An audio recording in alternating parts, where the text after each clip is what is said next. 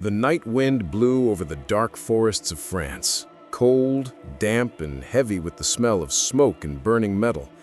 In the sky, a twin-engine Westland Lysander, its lights out, glided through the clouds.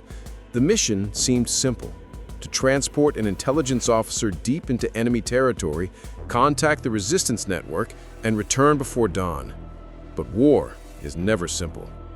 That night, the enemy sky was not open to us. It was just a dark pit from which came the sound of death. The pilot, Lieutenant Richard Halcrow, sent a final coded message, and at that moment, German anti-aircraft fire rose from the ground like 1,000 meteors. The plane shuddered, a flame shot from the left wing, and a moment later, the lights collapsed into the darkness. In seconds, the sky was filled with the sound of metal being torn apart.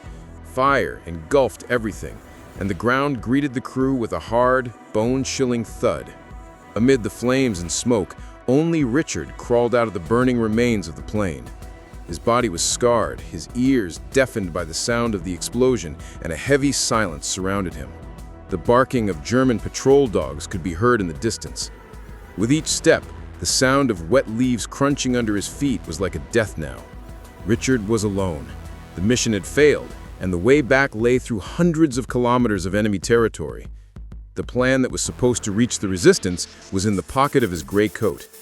If the Germans had caught him, dozens of officers and their families would have been killed. He should have survived, but there was no plane waiting for him. He hid in the forest for the first night. The howling of wolves mingled with the roar of enemy trucks. The smell of fuel and gunpowder filled the humid air. In the distance, spotlights split the sky. In the darkness, he crawled through the thorns and roots, his body bruised and his eyes still caught in the flames of the crash. In the morning, the faint sunlight rose through the fog. Smoke still rose from the wreckage of the plane. From that distance, he could see the black patches of burnt uniforms. 3 more bodies of his crew lay beside the metal wreckage. He wanted to go closer, but the sound of a truck engine on the nearby dirt road pinned him to the ground. 3 German soldiers with their dogs emerged from the trees. The dogs barked. One of the soldiers shouted something, and suddenly, the silence of the forest was broken. Richard held his breath. His hand went to his blood-soaked belt rifle, but he knew that the shot would be the end. He had to remain invisible, like a shadow, like the morning mist. The soldiers looked around for a few minutes, then one of them impatiently lit a cigarette and walked away. Only when the sound of his engine faded did Richard breathe again. At that moment, there was only one thing on his mind: Paris. There was still a ring of resistance forces waiting there. If he could make it that far, perhaps the rescue plan would survive. But from heaven to earth, there was no distance except between hope and death. Gray morning rose over a forgotten village in northern France. The houses were silent, the windows boarded up, and on the dirt street only the traces of the tank chains left from the previous night could be seen. The swastika flag hung above the government building, heavy with dampness and shame. Richard emerged from the forest, his clothes torn, his face covered in mud and smoke that still smelled of burning. In his hands was a piece of map he had salvaged from the flames. His eyes fell on the stone church tower. It was usually the gathering place of the resistance, but now its bell had long since fallen silent. He had to play the role of an ordinary man among the enemy, a nameless farmer, hidden in the panic. In the village, 2 German soldiers smoked cigarettes next to a parked truck. Their gazes were cold, dead, but precise. Richard, covered in mud, slowly entered the alley, pretending to be looking for water. His gaze fell on a woman watching him through the half-open window. It was an old woman, with a wrinkled face and eyes that shined with silent fear. In those days, every look could be death, every smile a trap for betrayal. But he decided to take a risk. When it got darker, he went to the back of the church. In the dark, dank basement, the same woman was waiting for him, with a lantern that lit only a few steps. She said nothing, just motioned for him to enter. The sound of their footsteps echoed in the silence of the basement. On the wall, a map was drawn in red and black lines, the routes of trains, enemy bases, and a small sign with the English letter R near the city of Chartres. Richard knew that the resistance was still alive. The woman did not say her name, but as she took the burnt piece of the map from him and hid it in an envelope, she muttered, "To London." A few minutes later, footsteps came from outside. The lantern went out. The light of a flashlight shone through the crack in the door. The shout of a German soldier echoed from outside. Hearts stopped. Richard hid behind a stone pillar. The soldier entered, his flashlight scanning the walls. In an instant, the light fell on Richard's muddy boots. The woman threw herself forward and shouted, "A rat! It was only a rat!" The soldier dropped his cigarette on the ground, spat impatiently, and went out. When silence returned, the woman turned and said, "If you want to live, wait until night. Then take the southern road. There's a train waiting for you, with a man who calls himself Jacks." Richard just nodded. In the darkness of that basement, for a moment, the smell of dirt, oil, and fear became one. The sound of distant bombers echoed in the sky, and he knew this was just the beginning of his journey. The night was quiet but noisy. The sound of truck engines, the roar of distant planes, and the occasional whistle of the stations mingled. A thick fog had descended around the village, swallowing everything: the houses, the lights, even the memory of the day. Richard, dressed in a local peasant's dress that the Frenchwoman had found for him, was walking through a dirt road towards Chartres station. The smell of oil and coal smoke hung in the air. The World War was a land of shadows, where the boundaries between soldier and civilian, between friend and foe, disappeared in the fog. The trains were arteries of death and hope, some carrying freedom, some carrying nameless graves. Richard stood in the darkness of the station. Silence danced between the long whistles of the wind. Only a few passengers were waiting: an old man with a cane, a woman with a baby in her arms, and two German soldiers who were tapping their boots wearily on the floor. In the meantime, a woman in a gray hat got up from the bench and slowly approached him. Without looking directly at him, she said, "Jacques is waiting. Carriage 3, seat 12. And before Richard could say anything, she had disappeared into the fog. He got on the train. The carriage smelled of rusted iron and coal smoke. In the narrow corridor, the passengers sat in silence, weary faces, empty eyes. In a corner, a young German soldier was writing a letter, probably to a lover in Berlin. Richard passed him without looking. He sat down, put a cloth bag on his knee, and controlled his breathing. The train moved. The wheels on the tracks played a repetitive but nervous rhythm, a sound like a human heart beating between fear and hope. In the seat opposite sat a man in a brown coat, a short beard, a sharp gaze, and the small mark of a ring on his left finger. Something about his movements was orderly and trained. Richard knew it was Jacques, or perhaps someone impersonating Jacques. Halfway through the journey, a shout suddenly rose from the back of the carriage. The train doors opened, and Nazi agents entered. 3 men in gray uniforms, red armbands, and eagles on their arms. One of them shouted, "Documents! Get all your documents ready!" At that moment, the air froze. Every breath was a sound of fear. Richard felt a vein throbbing in his neck. His hand slowly reached into the inside pocket of his coat, where he had hidden his fake documents, an identity called Jean Moreau, a railway worker from Lyon. The first officer approached an old man, took his documents, reluctantly stamped them, and passed on. Then he reached Richard. He looked at her coldly and said, "Name." Richard answered in broken German, "Jean Moreau, from Lyon." The officer glanced at the paper, then at his boots. They were too new to read in his tattered work clothes. His eyes narrowed. The silence between them hung like a dagger. At that moment, Jacques said from across the street, "He's with me. He's a second-line repairman. He's just returned from the outermost track."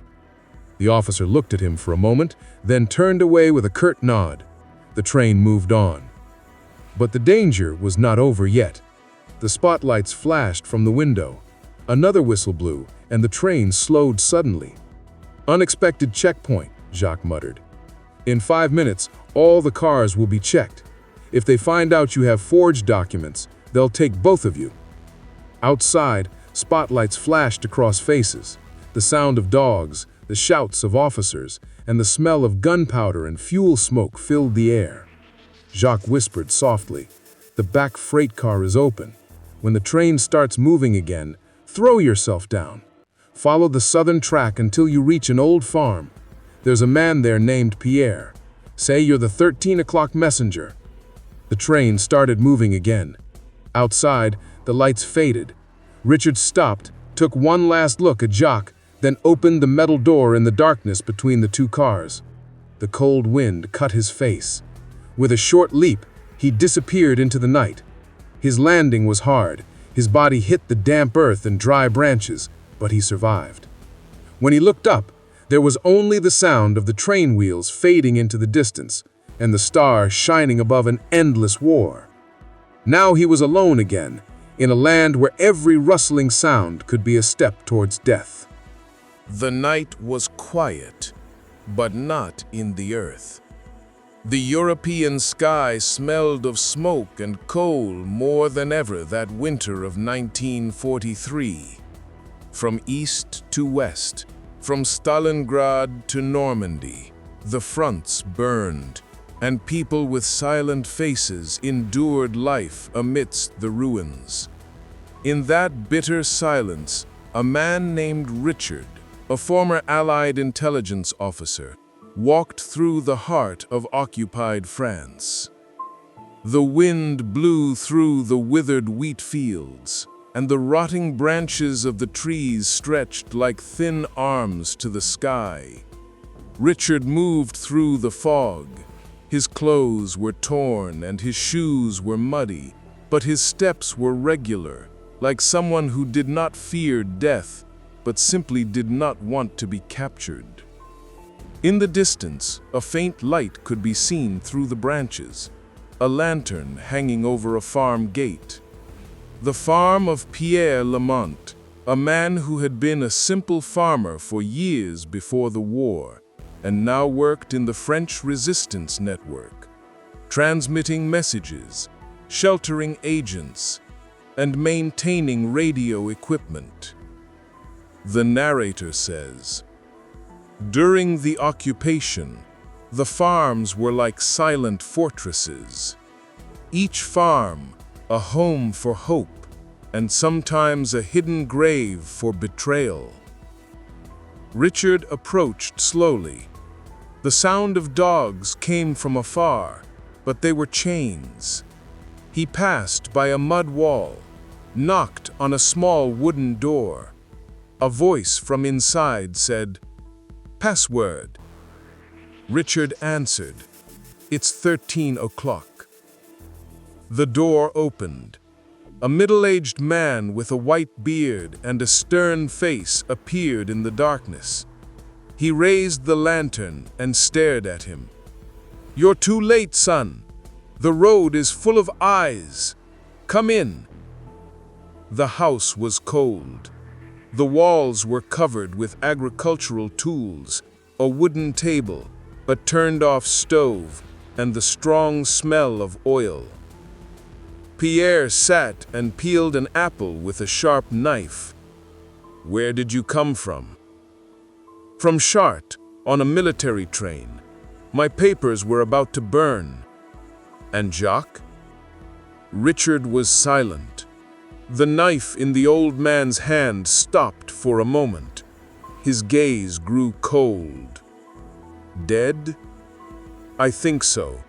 The station was surrounded. He stayed until I escaped." Pierre exhaled slowly and put the apple on the table. "So he too went.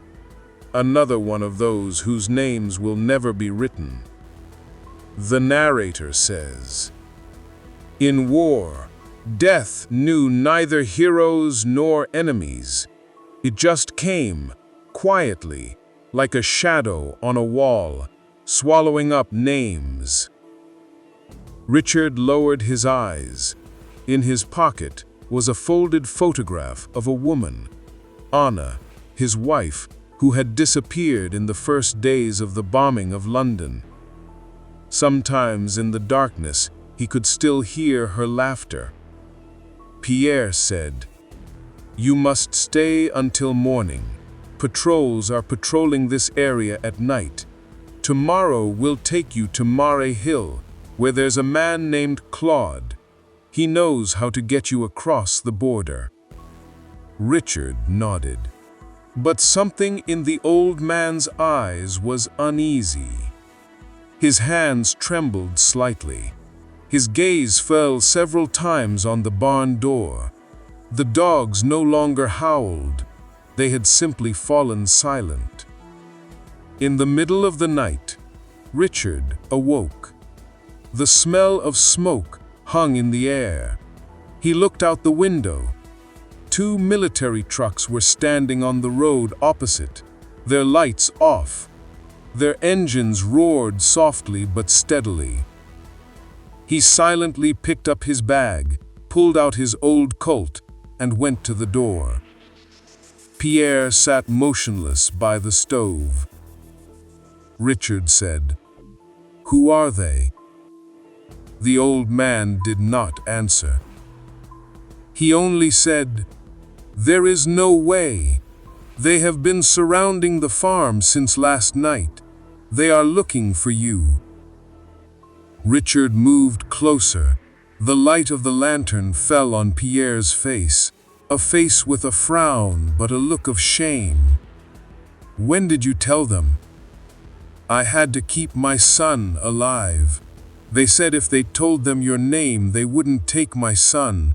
You don't understand, Richard. You don't understand that when war takes hostages of your own blood, there is no point in being a hero." The narrator says, "Betrayal in war was not always born of hatred, sometimes of love, of fear, of a small hope of saving what was still alive." Richard lowered his hand. For a moment, there was only the sound of the wind. Then the light of the lamps shone through the window from outside. A shout was heard. "Hands up! The house is surrounded!"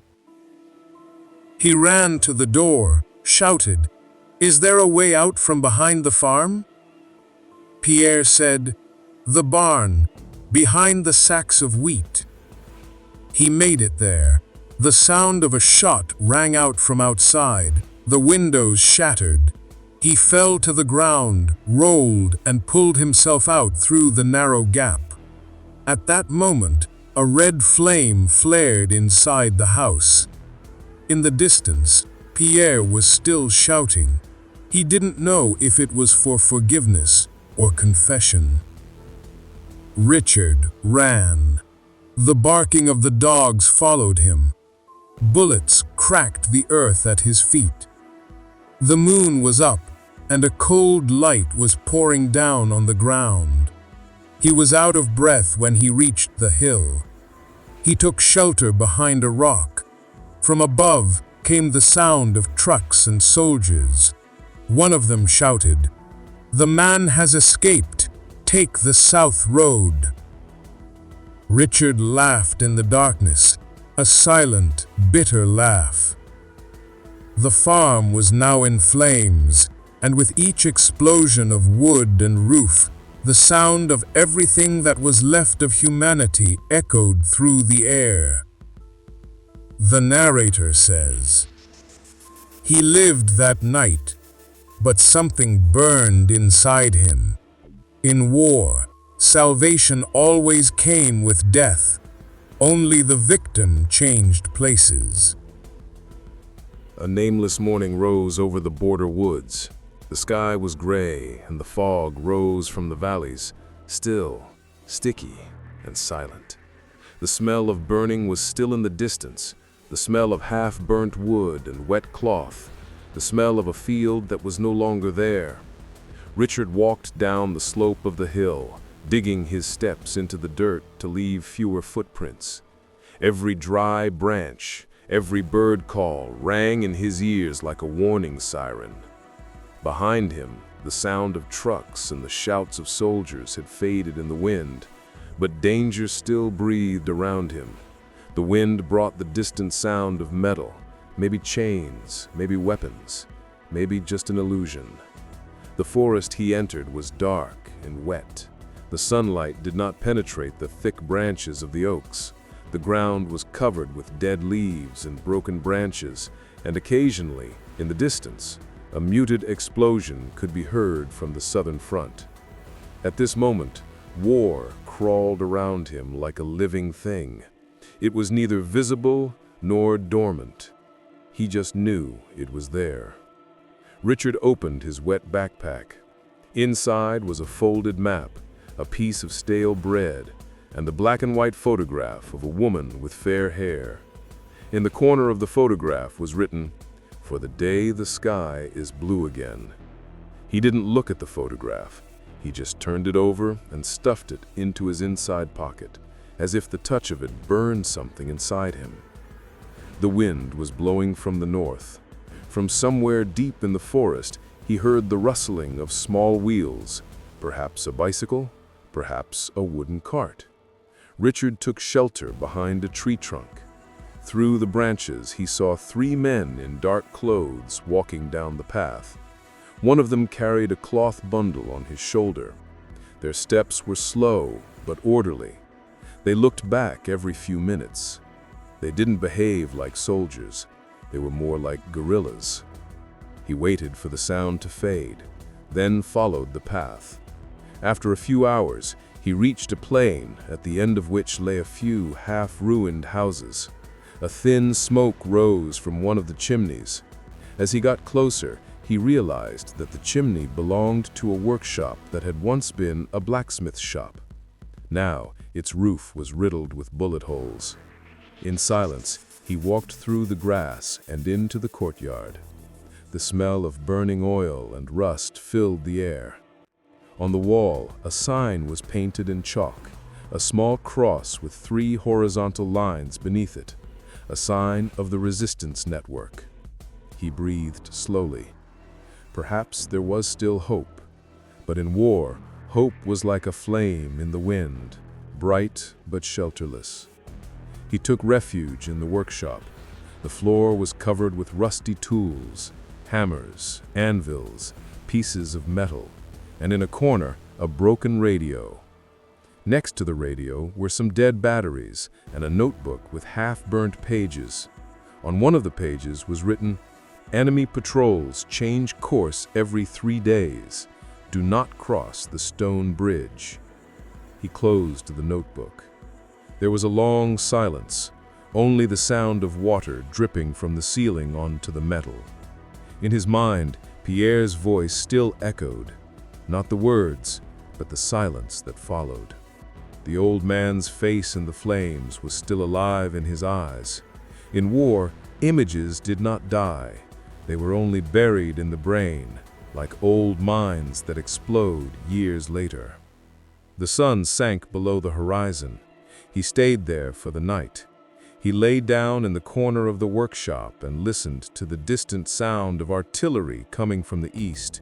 Each explosion sent the earth thumping beneath him. He could not sleep. His mind went back to the days when his uniform was still clean and war only made sense on maps. But now war was running through his veins like a poison that kills slowly. Near dawn, a sound came from outside. The sound of wheels again, but closer this time. A shadow passed by the window. He rose quickly, grabbed his gun, and hid behind a pillar. A few seconds later, footsteps echoed in the yard. The faint light of a lantern shone through the door, and then went out. Silence returned. Then there was the sound of something like the movement of cloth. Richard looked around the corner. On the threshold of the door was a small package. He went to it, picked it up. Inside was a piece of fresh bread and a sheet of paper wrapped in damp cloth. The sheet read, "Do not go to the Western Valley. The road is unsafe. Cross the old train track. We are watching you." There was no signature. Only the same cross with 3 horizontal lines was repeated in the corner of the paper. At that moment, something changed inside Richard. He realized he was not alone, but the security of the unknown eyes that were watching him was itself a threat. In war, even rescuers had a shadowy face. He set off at dawn. He followed the train track. The tracks were rusted, broken, and half buried in the dirt. At every turn, a view opened up to ruins and fields that had once been fields and were now mined. Every few minutes, the roar of an airplane engine came from above, and he ran under the trees to avoid being seen. At noon, he reached the stone bridge that had been mentioned in the notebook. The bridge was half ruined, over a shallow river. There were tire tracks on its stones, fresh tracks. He skirted it and passed through the bushes. A few kilometers ahead, deep in the forest, he heard a shot. Short, sharp, and precise. 3 shots. Then silence. Richard stopped. He held his breath. The birds had stopped singing. On the other side of the hill, a thin plume of smoke rose. He peered out from behind the trees. 3 bodies lay on the ground dressed in guerrilla uniforms. One of them was carrying a bundle similar to the same cloth bundle. Around them were the tracks of heavy boots and the shells of German rifles. A chill rose from within him. It was no longer clear who the enemy was. He backed away slowly. The sky was getting darker. The fog had lifted again. In the distance, the sound of a broken church bell could be heard in the distant villages. The sound, like an endless moan, echoed through the trees. The notebook had said not to cross the bridge, and now he knew why. He changed his course, heading west where the map showed a small hill with the remains of an old concrete bunker. The sun was no longer visible. Only the colorless light of sunset lay on the wet ground. By the time he reached the shelter, the sky had turned black. The rusty metal door was half open. He entered. The smell of iron and dampness took his breath away. Inside the bunker, the sound of water dripping from the ceiling onto the metal was heard. In the corner of the wall, a map was drawn in charcoal. Crooked lines, a few crosses, and the acronym RL. On the floor, empty shells, a broken lamp, and the remains of military uniforms were visible. Among them, a wet and torn notebook lay. Richard opened a page. The writing was faded, but a few sentences were still legible. Report leaked. There is someone among us. Do not go north. Return south, in the shadows. The last words had been erased. He closed the notebook, sat on the floor, and listened to the sounds outside. It was raining. Each drop was a gentle tap on the iron roof. In that iron silence, he closed his eyes. For the first time in days, he let his mind go blank. But just before sleep came to him, a sound came from the front door. Soft, like metal sliding on metal. He didn't breathe. The dark, damp morning had thrown Richard into a valley that seemed to breathe war itself. A thick fog had merged the earth and the sky, and every movement, even a gentle step, returned to his ears and sank into silence. A narrow river ran through the valley, its water dark and full of rotting leaves, the reflection of the gray morning light in it like tired eyes staring back at him. Richard followed the path cautiously. The ground was covered with mud and sharp stones, and every step could make a sound. The fog was so thick that he could see only a few meters ahead, and this limitation increased the sense of danger tenfold. The sounds of birds and wildlife had disappeared. The only sound he could hear was the sound of raindrops dripping from leaves and branches to the ground. In the valley, the remains of half-ruined buildings could be seen. The walls were riddled with bullet holes, the windows were broken, and it was pitch black inside. Each building carried a story of suffering and death. It was as if the souls of those who had died there still floated in the air. Richard walked past the walls, careful of every small movement, for any strange sound could threaten his life. Along the way, a wet, half-burnt sheet of paper had fallen to the ground. Richard bent down and picked it up. The writing was almost faded, but a few sentences were legible. Northern Sanctuary. The path is not safe. The shadows are watching. Without any name or signature. Richard put it in his pocket and continued. He was heading towards an old, secret shelter where he had been told the next mission would begin. With every step he took, the ground beneath his feet was damp and slippery. The small, calm river made a faint roar in the valley, and as Richard leaned against a rock for balance, drops of water dripped from the branches above his head onto his shoulders. Entering the shelter meant passing through a dark passageway littered with old traps. Richard slowly crept through the broken entrance door. Inside, the smell of dampness and rusting metal was thick. A faint light shone through the cracks in the walls, and gray lines traced the cracked walls. The floor of the shelter was covered with old cinders and dirt. There were no fresh footprints, but the presence of someone was felt around. Richard walked inside the shelter, his hand on his gun and pack, ready for anything. A map was drawn in one corner of the shelter, with slanted lines and signs indicating where the safe and dangerous paths around the valley were. He paused for a moment, studying the map and determining his next course. A faint rustling came from behind the wall. Richard listened without moving. Moments later, complete silence returned, but he knew that any sudden movement might be his last. The shadows moved around him like living things, and he was alone among them. The rain grew heavier. Drops splattered on metal and stone, their small thumps echoing in the silence of the valley. With every step Richard took, he felt as if he were crossing a thin line between life and death.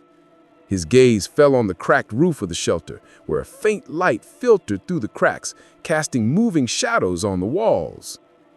Finally, Richard sat down in a corner of the shelter, his back to the cold and wet wall. He opened the notebook he had with him. The writing was wet and faded, but he could still make out the meaning of the mission and the warnings. Moving east without checking the route could be fatal. One can never be sure. The rain continued to fall, its sound filling the shelter like the echo of Richard's thoughts in the silence of the valley. He closed his eyes and recalled the days before the war, when plans and instructions had only meaning on paper, and war had not yet flowed through his veins. Now, every step, every breath, every decision could mean life or death. Night fell on the valley, and the fog thickened. Richard clung to his support in the darkness, listening to the distant sound of artillery and the sound of rain.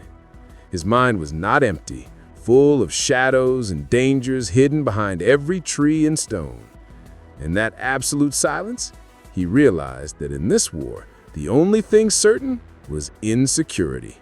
And the only way to survive was to move in the shadows and trust his senses, not signs or maps. The night mist enveloped the valley, and Richard took each step carefully. The absolute silence was broken only occasionally by the distant sound of artillery fire and the rain. The ground was soft and muddy, and each small step made a faint sound that was lost in the air and echoed again. Richard continued his secret path through the remains of half-ruined buildings. The perforated walls and ruined ceilings cast deep, eerie shadows on the ground. He carefully watched every small movement of a leaf or stone, for any sudden sound could reveal the presence of the enemy. Near one of the destroyed buildings, a distinct rustling sound was heard. Richard leaned carefully against the wall and held his breath. A short shadow passed through a dark corner, and for a moment it seemed as if time had stopped for him. The fog, the faint moonlight, and the rain had blurred everything, making it difficult to discern distance and direction. He moved slowly, getting closer. The remains of an old truck, damaged by artillery fire, made the path twisty and uneven. Richard took cover behind the truck, his gaze fixed on every dark corner. His eyes searched the darkness, his mind going over every possibility. Where the enemy was, how many there were, what escape routes or hiding spots were there. With each breath, the smell of wet dirt and rotting iron hung in the air. The distant sound of explosions rose for a moment and then died away. The silence after each explosion was more terrifying than any other. Richard could hardly tell if the sounds were real or just a figment of his imagination in the darkness and anxiety of the night. Inside the building, the broken windows cast strange shadows. The broken lines of wood and glass moved like ghosts, and Richard had to take each step cautiously. He passed by the half-ruined columns, looking carefully at the ground for fresh traces or the shell casings of a weapon. At one moment, the sound of a rifle shot was heard nearby, a short, sudden sound that made Richard's heart pound in his chest. He ducked and took refuge behind the wall, and at the same time, a shadow appeared near the wall opposite him. The fog, rain, and darkness had made the enemy's form seem vague and threatening. Richard held his breath and studied every movement with concentration. The moving shadow of the enemy did not rest even for a moment, and with each movement, a rustling sound of earth and branches could be heard. Richard slowly backed away to keep a possible escape route open, his mind calculating distance, altitude, and time. The fog thinned, and the pale moonlight fell on the ground, sharpening the outlines of shadows. Richard could see more of the enemy. There were several of them, moving slowly and cautiously through the remains of the buildings. Each step was coordinated and measured, but the sound of their movements still echoed in the fog. Richard remained motionless in the dark corner, observing which direction the enemy was moving and how to avoid a direct collision. He knew that any wrong decision could be his last. In these moments, time seemed slow and heavy, and every breath had become a vital calculation. The rain continued to fall, and with each drop on his shoulders, Richard felt the presence of war more and more. The fog and darkness simultaneously concealed and revealed his movements and those of the enemy, and Richard had completely disappeared in these shadows, among the wet ground and the remains of the war. Hours passed, but no one dared to face the other directly. Richard passed behind the walls and pillars, each time more cautiously, his full attention fixed on the ground, the air, and the shadows. He understood that this night was only the beginning of a battle that would pit life and death against each other, and that every move, small or large, could be decisive. Finally, he reached a point where there was a more open path to a safer area, but the valley was still full of shadows and the possibility of the enemy. Richard stopped for a moment behind a pillar, took a deep breath, and prepared to step through the darkness and on to the next mission. Richard held his breath and stepped out from behind the pillar. The fog was still thick, but the lines of shadows had become clearer, and the sound of explosions and volleys broke the silence of the night. The ground was littered with mud and burning debris, and every small step made sounds like the whispering of ghosts. He looked around carefully and saw the enemy. A few men stood by the ruins, their equipment wet and muddy from the rain, but their movements were determined and calculated. Richard felt that this moment was the line between survival and death. With every move, Richard knew that he could not be careless for a moment. The fog and darkness kept him hidden, but every shadow could be a threat. He chose his path carefully, slowly moving through the stones and remains of the building that still had a half roof. The enemy did not notice his presence, but he could have been detected at any moment. The sound of his footsteps on the soft ground, combined with the distant rain and the sound of the wind, made Richard hesitate for a moment. Then he decided to increase his speed and move along a more complicated path. Near a ruined wall, one of the enemies noticed a shadowy movement. Richard quickly jumped behind another pillar, and at that moment a bullet passed by him, throwing dust and ash into the air. His heart beat fast, but he calmed his breathing and kept moving. With each step, the image of real war was etched in his mind: explosions, fog, shadows, and endless tension. Richard felt that each step was part of a deadly dance that he had to pass carefully and consciously. The shadows of the enemy were getting closer, and the rustling of their footsteps could be heard. Richard found a safer path in the darkness and passed by the half-ruined walls. Every brief glance behind him revealed an imminent threat. In an instant, the enemies nearly surrounded him, but Richard, fully aware of his surroundings, slipped through a narrow passage between the ruins and disappeared into the shadows. The tension, the fog, and the rain had all created a mixture of terror and hope in his mind. Richard paused for a moment, took a deep breath, and looked ahead. He knew he was still in the heart of the danger zone, but his nighttime experience, his skill, and his alertness enabled him to move slowly toward his next mission. The fog and darkness continued, but Richard was now part of the night, the shadows, and the battle. Richard walked through the night, through the ruins and the muddy ground. The fog was still heavy, and each distant explosion sent a wave of sound and ash towards him. His breaths were in sync with his heartbeat, and every step he took brought him to the edge between courage and terror. The sound of the closer explosions shook the ground, and pieces of debris fell from the sky. With every move, Richard felt that at any moment a bullet might be fired at him or the ground beneath his feet might collapse. But he knew that no stop was safe for him. The fog, shadows, and darkness covered him, but his experienced and trained enemies gradually detected him. The sound of footsteps and the rustle of their equipment on the soft ground were clearly audible, and Richard was forced to change his course in a spiral to get out of direct sight.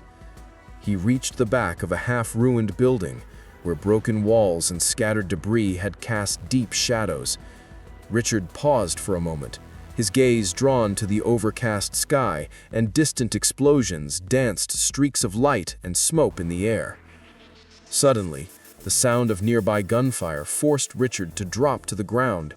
Dirt and mud splashed across his face, but with concentration and calmness of mind, he was able to find a safer path to advance. His sixth sense guided him to a passageway that the enemies had not yet discovered. Every step took him into a new environment of threat. On one side, ruined buildings and half-ruined roofs, and on the other, wet ground and craters from explosions made it difficult for him to move. Richard carefully planned each move as if he were caught in a deadly puzzle. After passing through several dangerous spots, Richard took refuge in a safe corner. His breathing was still rapid, but his mind was free of any unnecessary fear. He knew that the success of the mission depended not only on his courage, but also on his understanding of the environment, his skill, and patience. In the distance, the sound of explosions and gunfire continued. Richard glanced for a moment at the path ahead, a narrow passage through the rubble, perhaps the only remaining path to the goal. Without a moment's hesitation, he emerged from the shadows and guided himself step by step towards the next mission, as if the night and the war had allied themselves with him. Richard was now in the heart of the danger zone, but his nighttime experience and skills had prepared him to face the increasing threats. Every step he took was a combination of precision, alertness, and courage, and he knew that the end of this dark night would determine the fate of the mission and his life. Richard took each step cautiously, his every breath in sync with his heartbeat. He was now the closest he could get to his target, a ruined building that held the enemy's most important information. The crumbling walls and smoke from the recent explosions cast moving shadows that would reveal any wrong move to the enemy. The ground beneath his feet was littered with rubble and pits, and every step required perfect precision. He crouched down and continued his path through the ruins, never losing his concentration for a moment. The distant explosions continued, the flash of light illuminating the shadowy figures of the buildings and the pieces of rubble. Richard reached the entrance to the building. The half-burnt doors and broken walls made it difficult for the enemy to easily notice his presence. He entered slowly and cautiously. The interior was dark and dusty. The smell and sound of ash still hung in the air. Every step he took on broken glass and fallen debris made a soft sound that could have given him away, but Richard stepped carefully through it. Deep inside the building, half-burnt desks, scattered papers, and scattered enemy equipment lay scattered. Richard found the information he needed, documents and maps that indicated the direction of the enemy's future operations.